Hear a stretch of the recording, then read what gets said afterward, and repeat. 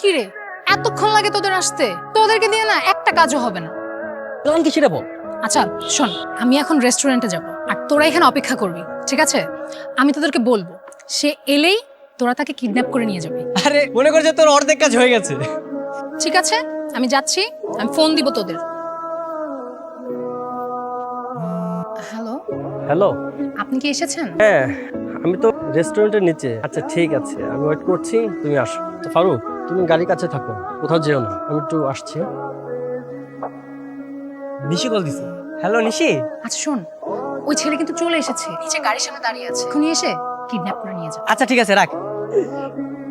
চুপ, একদম চুপ, বিয়ের সব একদম মিটাই দিব। ভাই বলছি আমি হচ্ছে অবিবাহিত। আমরা তিন বন্ধু।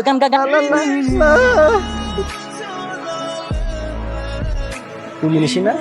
ছি, আপনি এখানে? আমারই তো আসার কথা ছিল, তাই না?